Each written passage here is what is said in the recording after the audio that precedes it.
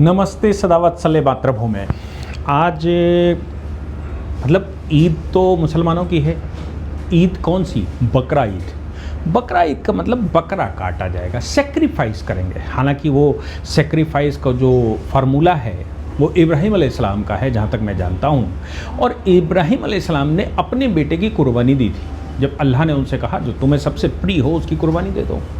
अब उसकी कुर्बानी तो मुसलमान दे नहीं सकता, मतलब अपने बेटे की कुर्बानी, अपनी सबसे अजीज़ चीज़ की कुर्बानी तो नहीं दे सकता। वो बकरे की कुर्बानी देता है। और मैं समझता हूँ कि मुसलमानों को सबसे अजीज़ आज की तारीख में गाय हो गई है, तो गाय की देता है। तो बकरीद तो मुसलमानों की है, त्यौहार तो मुसलमानों का है, लेकिन ईद पर ईदी दी जाती है। और वो ईदी जहाँ तक मैं समझता हूँ वो ईदी हिंदुओं को, हिंदुस्तान के हिंदुओं को, या ख़ास तौर से बंगाल के हिंदुओं को हाई कोर्ट ने दे दी है। ईदी, ईदी का मतलब उसका गिफ्ट। हिंदू गाय को माँ मानते हैं, गाय में सभी देवताओं का वास मानते हैं, और इसलिए गाय को चाहे वो दूध देती हो न देती हो, गाय को पालना सौभाग्य समझते हैं। गाय का सानिध्य पाना सौभाग्य समझते हैं। उसके साइंटिफिक भी कारण है, क्योंकि पूर्वजों ने विज्ञान भी उसमें ढूंढा होगा। विज्ञान भी संसार में जितने जीव जंतु होते हैं सबसे इम्पॉर्टेंट और सबसे वैल्यूएबल गाय को मानता है। लेकिन यहाँ पर एक विषय ऐसा आया कि बंगाल के अंदर 28%, 27%, 26% जो भी मुसलमान है वो कहता है मैं विशेष दर्जा लेकर आया हूँ, मैं तो गाय की सेक्रीफाइस करूँगा, और सरकार इस पर बैन लगा रही है। हिंदुओं में से, कल मैंने बताया था कि हिंदुओं में से, मतलब मुसलमानों में कोई नहीं गया कोर्ट में। जितने गए वो सब हिंदू गए, चाहे वो CPI के लोग गए हों, चाहे वो महुआ मोइत्रा गई हों, या फिर कोई और गया हो, लेकिन वो सब गए हिंदू हाई कोर्ट। क्योंकि शुभेंदु अधिकारी ने एक सर्कुलर जारी करके कहा कि 1950 का जो स्लॉटर एक्ट है बंगाल का, वो स्लॉटर एक्ट का कंप्लाइंस होना चाहिए। ओपन में सेक्रीफाइस नहीं करना है, स्लॉटर हाउस जो रिकॉग्नाइज नहीं है उनको बंद कर देना है, रोड पर सेक्रीफाइस बंद कर देना है, गाय की सेक्रीफाइस बंद कर देना है, बॉर्डर को सीज कर देना है, और ये जो सेक्रीफाइस है ये किसी हिंदू को परेशान न करे और किसी हिंदू के साथ कुछ गलत ना हो, ये तय करना है। अब ये आदेश तो कुछ गलत नहीं था, क्योंकि ये तो स्लॉटर एक्ट 1950 का ही कानून था। और इसके अलावा सुप्रीम कोर्ट के 5 जजों की बेंच भी एक मामले में 1958 में ही तय कर चुकी है, कॉन्स्टिट्यूशनल बेंच। फिर 7 जजों की बेंच 2005 में तय कर चुकी है गाय की वैल्यू को लेकर।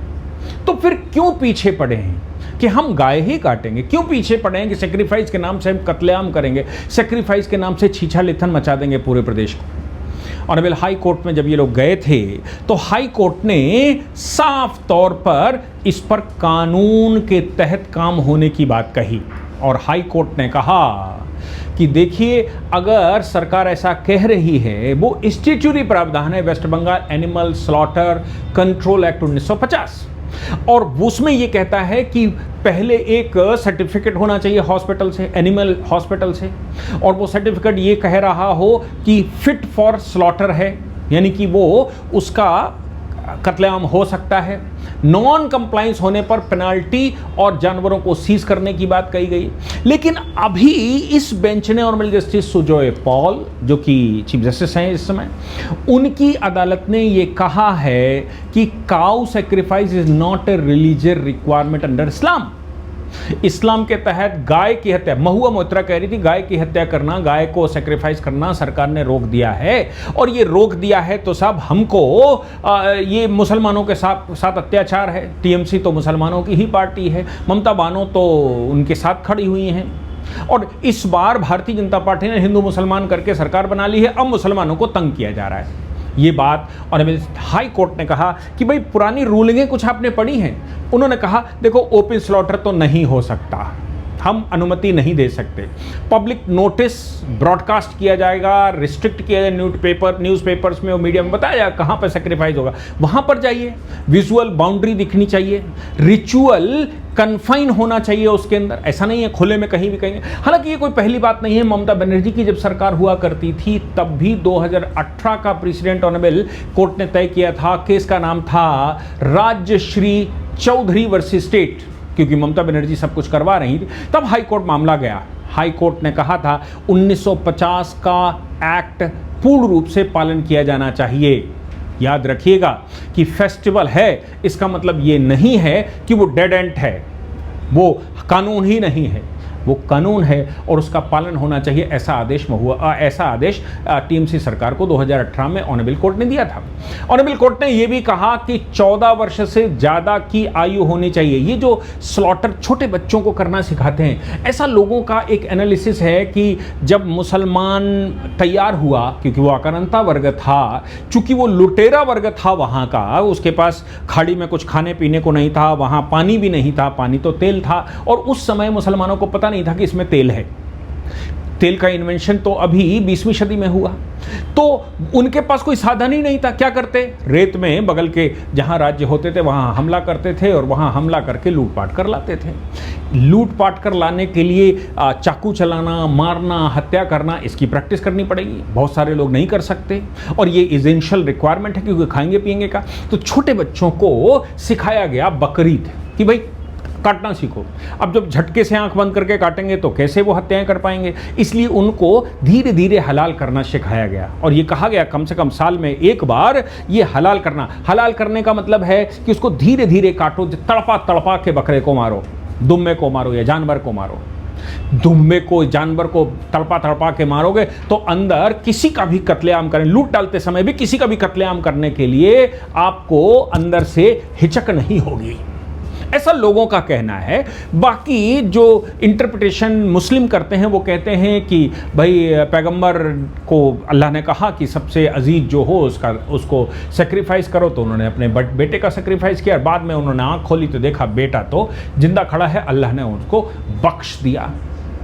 ये बात छोटे बच्चे को जब करना सिखाएंगे तो उसके अंदर का जो क्रूर मानव है वो बाहर निकल कर आता है और उसके अंदर का जो मानव है वो मर जाता है। इसलिए उस कानून में 14 साल से पहले, यानी कि अब ये कहा गया कि कोई भी सेक्रीफाइस करने जाएगा, कोई भी बकरा काटने जाएगा, उसकी आयु कम से कम 14 वर्ष होनी चाहिए। और मैं कहता हूं कि उसकी आयु कम से कम 18 वर्ष होनी चाहिए। में एडल्ट हो जाना चाहिए। अगर वो लाइसेंस नहीं ले सकता, अगर वो गाड़ी नहीं चला सकता, अगर वो विवाह नहीं कर सकता, वो कोई निर्णय नहीं ले सकता, कोई प्रॉपर्टी खरीद फरोख्त नहीं कर सकता, तो फिर स्लॉटर कैसे कर सकता है? जानवर को कैसे मार सकता है? इसलिए ये आयु भी मुझे समस्या है। इस आयु को के लिए भी कम से कम 14 साल की उम्र हो, 14 साल की उम्र की बजाय 18 वर्ष की उम्र होनी चाहिए, और नहीं, मैं कहता हूं 21 वर्ष की उम्र होनी चाहिए, जिससे कि वो मैच्योर हो चुका हो। हालांकि ये कहा गया है कि जानवर का एक सर्टिफिकेट, ज्वाइंट सर्टिफिकेट होना चाहिए, उस पर एक वेटनरी डॉक्टर और म्युनिसिपल कॉरपोरेशन का चेयरमैन साइन करे और बताए कि भाई ये जानवर जो है वो काटने लायक है, तभी वो स्लॉटर हो सकता है, वो स्लॉटर स्थान तय किया जा सकता है। हालांकि पहले भी हाई कोर्ट परेशान रहा ममता बनर्जी की सरकार से पहले, अभिजीत दास वर्सेस स्टेट, इसमें हाई कोर्ट ने उस समय ऑर्डर दिया था, लगातार उसने कहा था municipal and police authority must act promptly on illegal slaughter complaint during the Bakrid. ये इलीगल स्लॉटर सब बंद करें, हाई कोर्ट कहता है। बंगाल में कोई पहली बार नहीं हो रहा। और ये भी कहा गया था कि भाई इनके लिए फास्ट ट्रैक रिलीफ मिलनी चाहिए। जो लोग मतलब 24 घंटे के अंदर, जब भी एप्लीकेशन आए तो म्युनिसिपल कॉर्पोरेशन को और डॉक्टर को 24 घंटे के अंदर उसका डिस्पोजल करना, जो भी करना है, एग्जाम्पशन रिक्वेस्ट उसने की है तो 24 घंटे के अंदर उसका डिस्पोजल कर देना चाहिए। हालांकि मैं लगातार कहता आया हूं कि 2021 में, 2022 में और पुलिस एक्शन को लेकर बहुत सारी चीजें पहले कई बार कही जाती रही।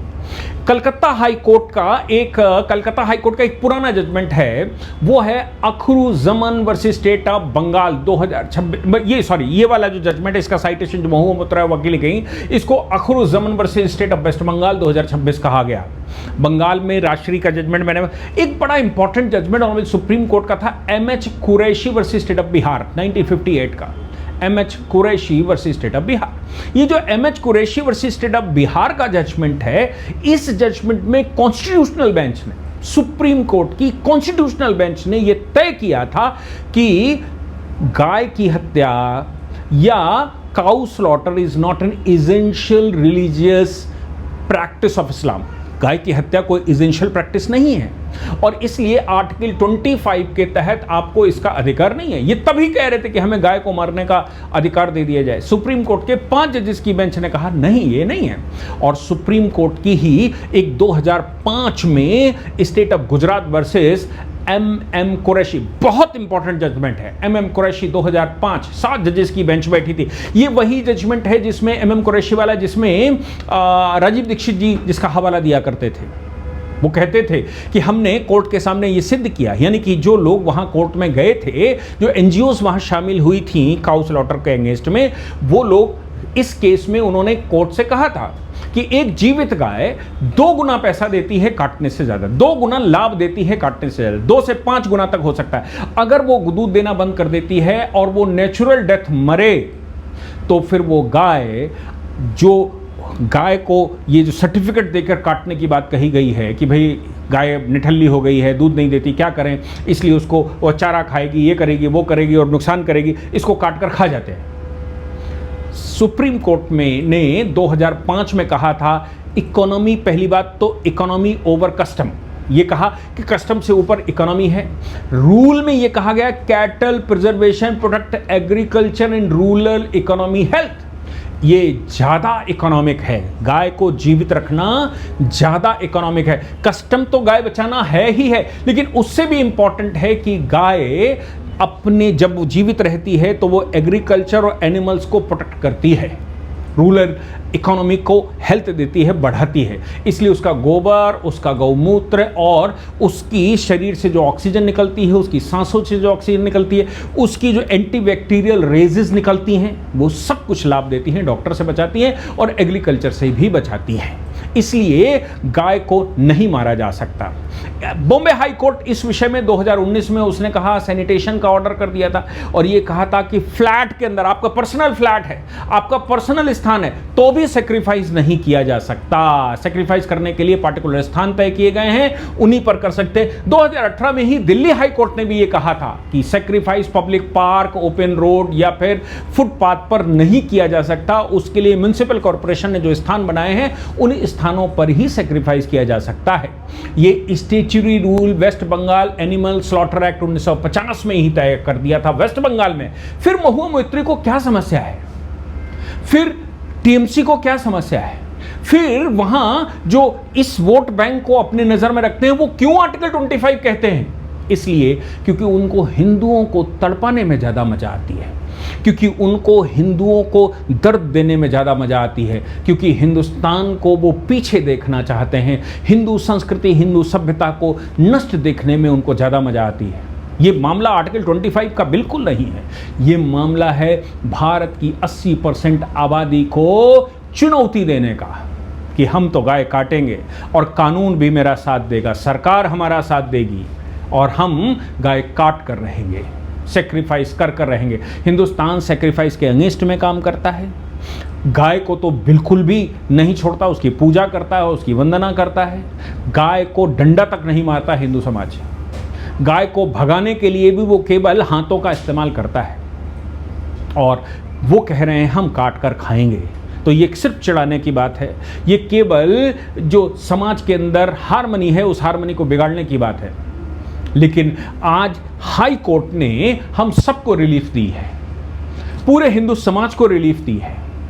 और बंगाल के अंदर जहां ये सब चल रहा, बाकी जहां बीजेपी की सरकारें हैं वहां तो है ही सब ठीक ठाक, लेकिन जहां पर नहीं हो रहा वहां पर भी जब ये हो रहा है तो मुसलमान परेशान है, उसके साथ टीएमसी और कम्युनिस्ट परेशान है। पता नहीं क्यों परेशान है, कांग्रेस भी बड़ी परेशान है। लेकिन हाई कोर्ट ने ई दी तो हिंदुओं को दी है। मैं तो कहता हूं कि भारतवर्ष में पूरा स्लॉटर बंद होना चाहिए। बकरा काटना है तो तिल का बकरा बनाकर काटो, बकरा काटना है तो मिट्टी का बकरा भी बनाया जा सकता है, बकरा काटना है तो वो कपड़े का बकरा भी बनाया जा सकता है, उसको काटिए, आप उसकी पूरी कर लीजिए। 1500 साल हो गए, अब सब सिस्टम खत्म हो गया। लेकिन नहीं, चिढ़ाना हिंदुओं को है, चूंकि उनको हिंदुस्तान को चिढ़ाना है, इसलिए ये सब करना है, फिर वीडियो बनाकर वायरल करना है ताकि आपको कष्ट हो और आपको ये लगे कि नहीं साहब, ये जो है लोग हैं ये मानेंगे नहीं और कभी आप भी उनके, हम और आप भी उनके प्रभाव में आ जाएं, ऐसा प्रयास करते हैं, इसलिए ये होता है। जय हिंद, जय भारत, वंदे मातरम।